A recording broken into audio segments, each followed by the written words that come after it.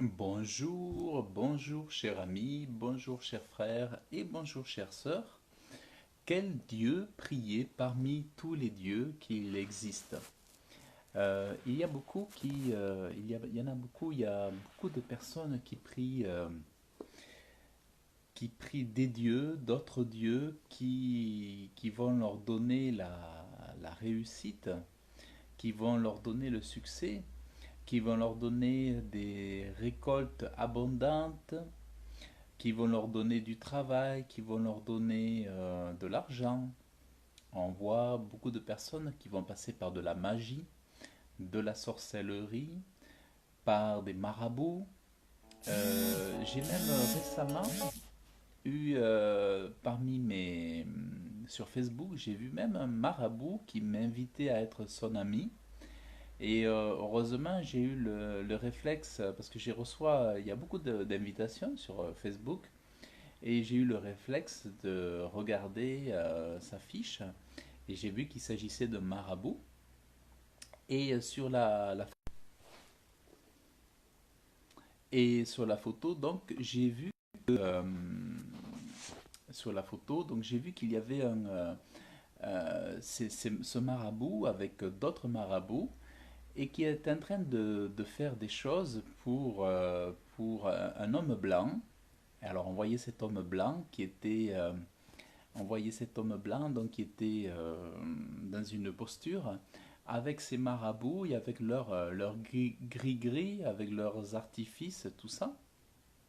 Donc, il y en a beaucoup qui prient des dieux pour avoir du succès. Vous avez des Occidentaux qui vont aller en Afrique, par exemple, pour aller voir des marabouts, je sais pas, en Jamaïque, en Côte d'Ivoire, au Sénégal, au Mexique. Il y en a, ils vont aller au Pérou. Certains vont aller au Pérou au niveau des cités mayas, Inca, parce que là-bas, il y a des dieux.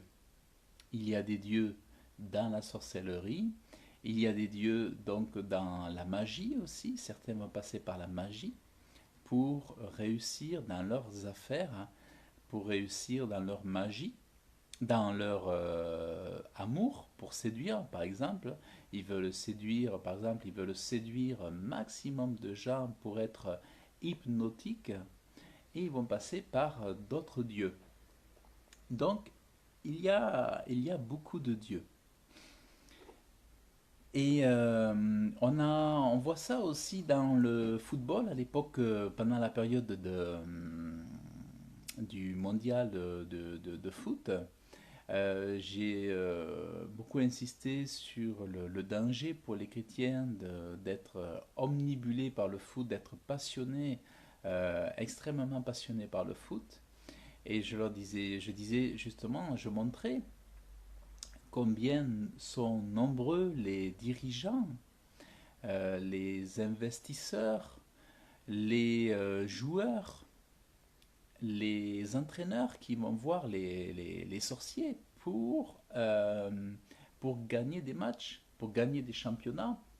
Donc c'est hyper courant, ça arrive vraiment très souvent que voilà, ils aillent voir donc ce genre de personnes pour être exaucés et pour avoir du succès. Donc, mais souvent, les gens ne savent pas, c'est que derrière ces dieux-là,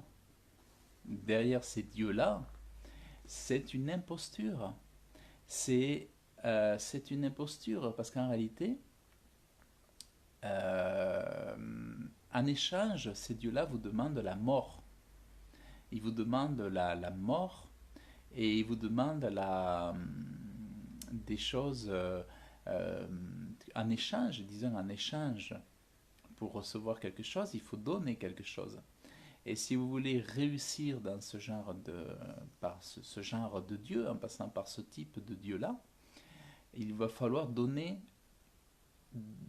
quelque chose en échange. Et souvent c'est lié à des victimes. il faut donner des animaux, des victimes, et parfois même jusqu'à la vie de certaines personnes ça va demander du sang, c'est-à-dire pour recevoir quelque chose en échange, il va falloir donner du sang d'animaux, des victimes, et après c'est aussi souvent le sang de personnes qui vont être la cible de ces sorciers, de ces magiciens, de ces marabouts. Donc c'est énormément de personnes qui meurent à cause qu'on consulte ce genre de praticiens. Euh, donc en fait, les gens qui veulent des pouvoirs, de la force en passant par ce type de Dieu se rendent coupables des pratiques, je dirais, meurtrières, parce qu'au final c'est meurtrier, de ces magiciens, de ces hommes. Euh, En fait, si je parle de ce sujet aussi, c'est parce que dans la Bible, il est dit, Seigneur, nul entre les dieux n'est comme toi. Nul entre les dieux n'est comme toi. Il y a des dieux. C'est vrai qu'il y a des dieux. Il y a des gens, voilà, ils vont prier. On le voyait dans les tribus indiennes. On le voit dans les tribus indiennes, ils priaient pour avoir la pluie, ils priaient pour avoir les terres fertiles, ils priaient pour avoir, je sais pas, mettons la protection contre les... Je sais pas, en fait, ils avaient tout un tas de divinités.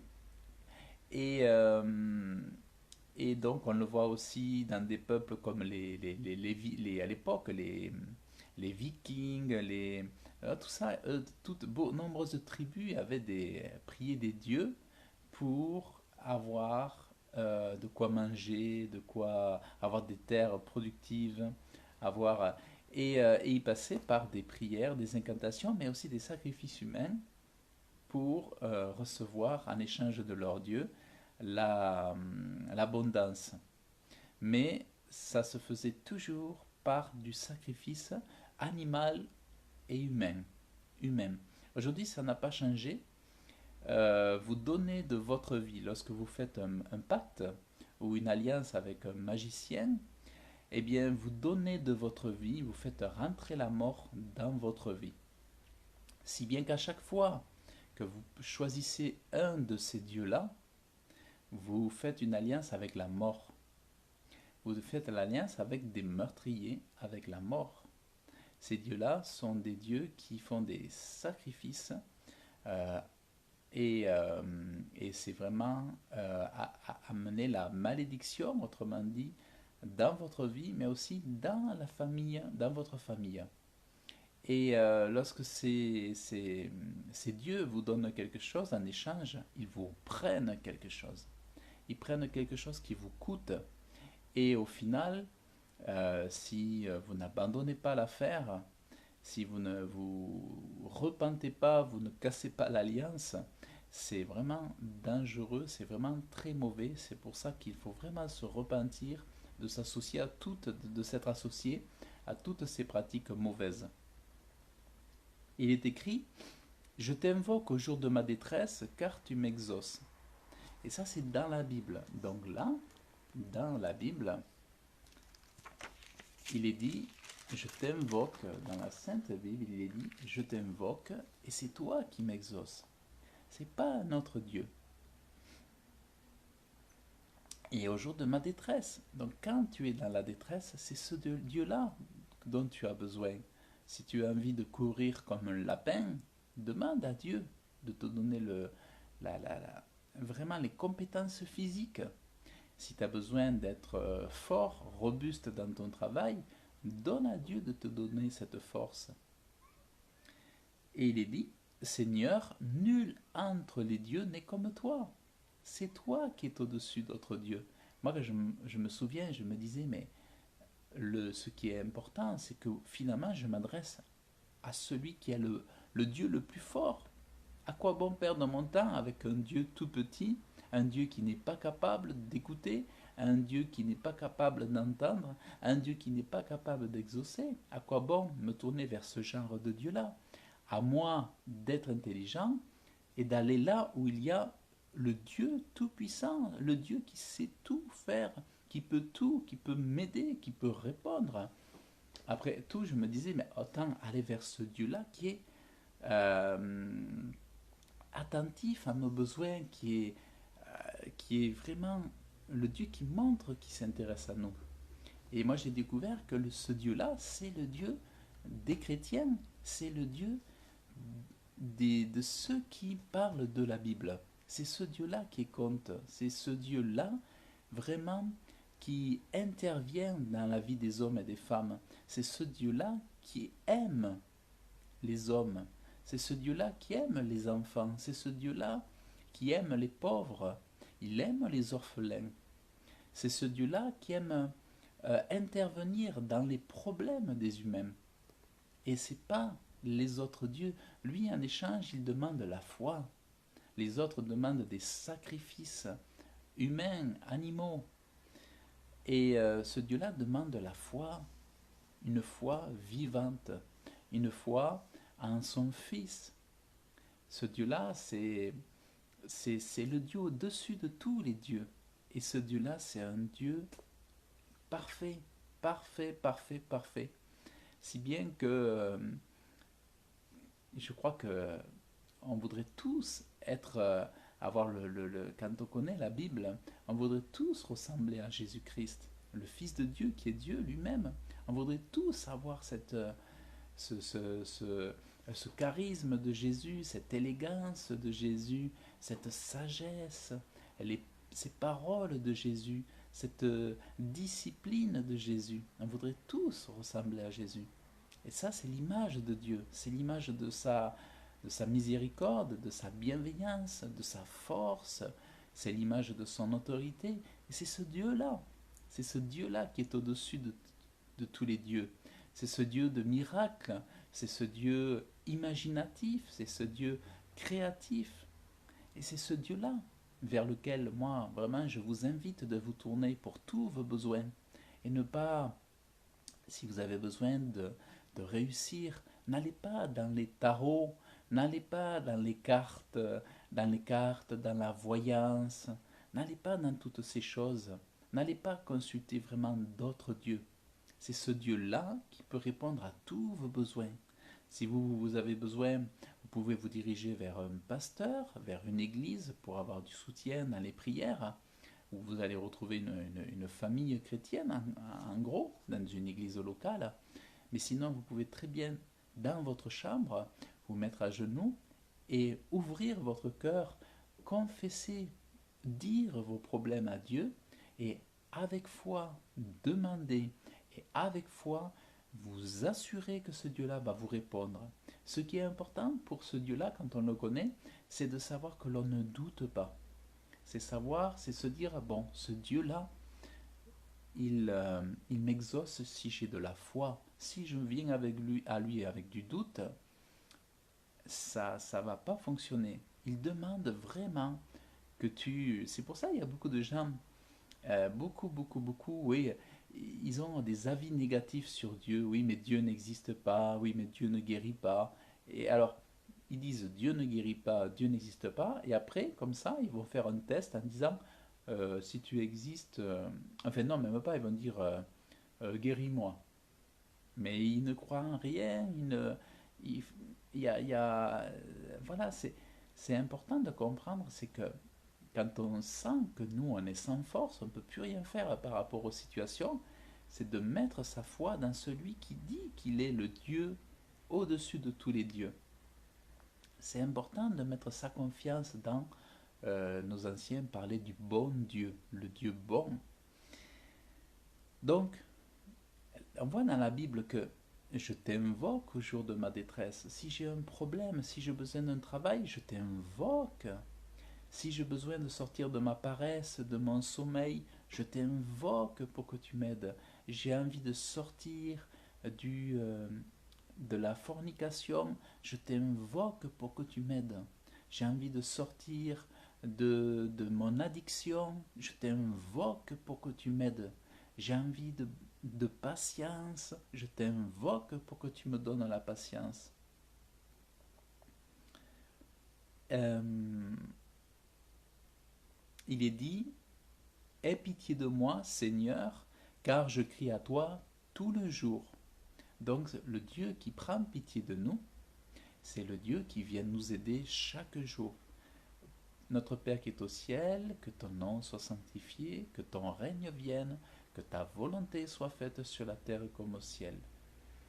Aie pitié de moi, prends pitié de moi, pardonne-moi mes offenses, car je crie à toi tout le jour. Dieu, c'est celui qui donne le pardon. Et quand il donne le pardon, il donne la restauration et il donne la réconciliation avec Dieu, avec lui. Et réjouis l'âme de ton serviteur. Et Dieu est celui qui te donne la jouissance de la vie. Et que tu considères alors la vie comme un privilège, un cadeau de Dieu. Et réjouis-toi afin que tu ne sois pas dans la tristesse de ce monde. Dieu te donne quand tu lui demandes de te réjouir. Père éternel, réjouis-moi dans cette journée, que je sois dans la joie pour toi, car la vie n'est pas un droit, mais la vie est un privilège. Et dans ce privilège que tu nous donnes, de cette journée, de cette vie, je veux la vivre devant toi dans la joie. Donc Dieu est le Dieu au-dessus de tous les dieux, mais c'est celui qui donne toutes les excellentes choses. C'est lui qui donne toutes les bonnes choses. Et les autres dieux ne peuvent pas. Ils ne peuvent pas vous donner ces choses-là. Les autres dieux vous donneront des souillures, de la saleté, du poison, une fausse imitation, et ils vous donneront des choses qui vous amèneront le mal. Le mal. En réalité, les autres ne vous amèneront que du poison. Dieu, c'est celui qui amène la guérison. C'est de la même façon, quand vous vous connectez à Dieu au travers de la Bible, vous avez le médicament. Le médicament. Écoute, car tu es bon et clément. Voilà ça, il est clément, il pardonne, il fait clémence aux prisonniers, il pardonne aux prisonniers. Quand les autres vont décapiter les prisonniers, quand les autres vont électrocuter les prisonniers, quand les autres vont pendre les prisonniers, Dieu, lui, va leur pardonner s'ils se repentent. Dieu va pardonner, lui ne va pas tuer. Car tu es bon et clément, Seigneur, et plein de bonté pour tous ceux qui t'invoquent. Vous savez ça? Plein de bonté. Ça veut dire énormément de bonté, plein de bonté. Quand on s'adresse à Dieu, Dieu a beaucoup de bonté pour ceux qui le prient. Si tu le pries, Dieu va t'accorder sa bonté.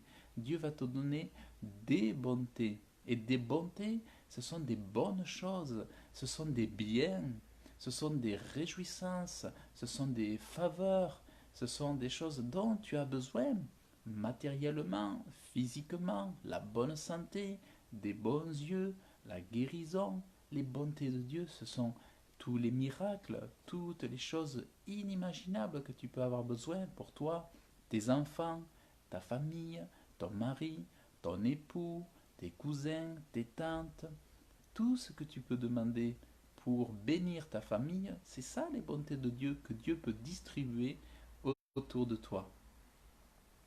Écoute, ô Éternel, ma prière, et sois attentif à la voix de mes supplications. Et le Dieu, au-dessus des dieux, c'est le Dieu éternel. Il est là dès le commencement de la vie, bien, de toujours, il est là, et il sera toujours là, immortel. C'est le Dieu tout-puissant, le Dieu qui ne cessera jamais d'exister et qui a toujours existé. Et c'est ce Dieu-là dans lequel nous pouvons avoir foi, confiance, que personne ne pourra le piétiner, personne ne pourra le vaincre, et aucun Dieu n'aura le dessus sur le Dieu vivant, le Dieu tout-puissant. C'est le Dieu qui gagne dans tous les combats, C'est le Dieu qui est victorieux face à tous ses ennemis. Et c'est ce Dieu-là que vraiment je t'invite à prier et à choisir et à abandonner tous les autres dieux, à abandonner toutes les autres prières à d'autres dieux, à abandonner toutes les autres prières aux autres anges. Car il est dit dans la Bible, prie Dieu, prie Jésus-Christ, puisqu'il est Dieu. Mais ne prie pas d'autres anges, ne prie pas d'autres entités célestes, ne prie pas l'univers ou des choses comme ça incertaines, euh, mais prie vraiment consciemment le Créateur du ciel et de la terre. Ne prie pas des guides, ne prie pas des choses qui sont issues maintenant de, de drôles de spiritualité, mais prie consciemment le Dieu créateur. Prie consciemment, ne prie pas hasardeusement, mais prie le Dieu vivant, le Dieu créateur. Prie Jésus-Christ. Voilà, tu peux prier. Dans la Bible, il est dit, il y a le Père, le Fils et le Saint-Esprit. Dieu dit, nous avons communion avec le Père et avec le Fils. Donc moi, je prie avec le Père, Père éternel, Dieu vivant, je te loue, je t'exalte et je t'aime. Dans le nom de Jésus, reçois mon adoration. Et ensuite, je prie avec Jésus. Seigneur Jésus, je t'aime Jésus, je t'aime, tu es mon sauveur, je t'aime Jésus. Merci de ce que tu as fait, de ce que tu fais. Merci pour être là, d'habiter en moi. Merci Seigneur Jésus. Donc ça, c'est la richesse je dirais, du chrétien, du christianisme. C'est voilà comment tu peux prier, voilà à qui t'adresser, voilà le Dieu au-dessus des autres dieux. Mais vraiment, je t'invite à abandonner toutes les autres prières, tout ça qui n'amènera dans ta vie que le chaos, que des choses qui seront comme encore autant de problèmes dans ta vie et qui sont en réalité que des petits dieux qui n'ont pas de pouvoir ou qui n'ont que des pouvoirs dans la mesure où il y a des sacrifices, dans la mesure où il y a la mort, il y a des victimes. Et les victimes, ça peut être toi, ça peut être des gens de ta famille, ça peut être des ensorcellements, de la sorcellerie, des gens qui vont mourir d'accidents de voiture, des gens qui vont... euh, voilà, il y a plein de choses, on se demande d'où ça vient, mais c'est parce qu'il y a trop de gens qui font avec de la magie, il y a trop de gens qui font avec de la sorcellerie, il y a trop de gens qui plaisantent avec la magie blanche et la magie noire, il y a trop de gens qui font des choses avec la voyance, avec les médiums, et qui abandonnent leur esprit, abandonnent leur corps, leur âme à des esprits méchants, des esprits de ténèbres. C'est pour ça, je t'invite à ne prier qu'un seul Dieu. Ne pas prier Dieu et d'autres dieux, mais à te concentrer sur le seul Dieu. Là aussi, ne va pas prier le bon Dieu et à côté prier d'autres dieux en même temps. Là, je t'invite vraiment à ne prier qu'un seul Dieu, à te concentrer sur le seul Dieu. Tu vois, tu peux faire comme moi. Voilà, tu pries, tu parles avec Dieu, la majesté divine, et tu parles avec Jésus-Christ. Et on a même la possibilité d'avoir la communion avec le Saint-Esprit. Donc c'est merveilleux, tu vois. Pas besoin d'aller prier sœur Irène, l'ange Raphaël, la mère bénédictine, la sainte Thérèse d'Aquila. Il n'y a pas besoin de tout ça. C'est ça, c'est pas, c'est des dieux, mais ça, c'est des dieux qu'il ne faut pas toucher. C'est vraiment important voilà, d'avoir accès à celui qui nous donne tout accès et toute bénédiction, toute grâce, toute bonté, toute clémence.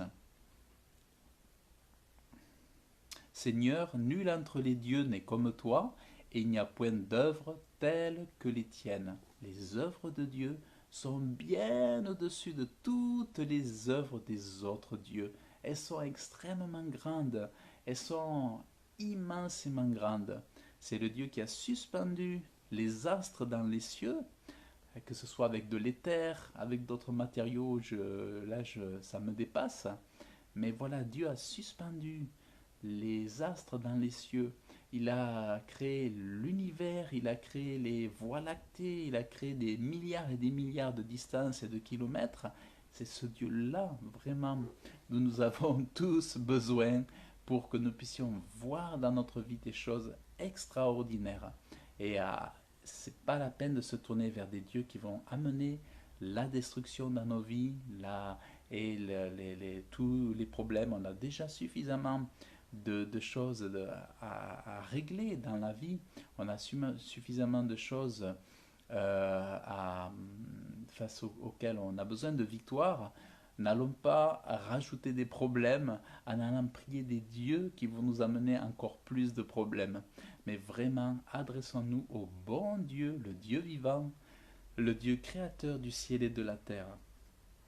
Toutes les nations que tu as faites viendront se prosterner devant toi, Seigneur, et glorifieront ton nom. Ça veut dire qu'au final des finales, tout le monde reconnaîtra que c'est lui le seul vrai Dieu et que c'est lui le créateur de tous les hommes, toutes les nations que tu as faites. Donc, non seulement c'est lui qui les a faites, et elles lui appartiennent toutes, même celles qui ne le confessent pas, même celles qui ne le cherchent pas, mais la Bible dit que c'est Dieu qui a fait tous les hommes, tous les peuples, toutes les nations ont été créées par le Dieu vivant, le Dieu créateur, le Dieu de la Bible. Donc, foi ou pas foi, c'est ce Dieu-là qui est le créateur de toutes choses. Et tous viendront se mettre à genoux devant lui, tous le glorifieront, et de bonne volonté ou de mauvaise volonté, un jour, tous reconnaîtront que c'est lui le Dieu vivant, et que Jésus-Christ est le Fils unique de Dieu, le Fils ressuscité, le Messie. Voilà, chers amis, chers frères, chères sœurs, voilà, je voulais vraiment partager ce sujet parce qu'il est hyper intéressant et ça permet de glorifier Dieu et de fortifier notre foi. Donc voilà, je vous dis donc à très bientôt, que Dieu vous bénisse, que Dieu vous garde et, euh, et soyez vraiment, demandez ce dont vous avez besoin, demandez-le avec foi et Dieu vous répondra. Que Dieu vous bénisse abondamment dans le nom de Jésus. Amen. À très bientôt.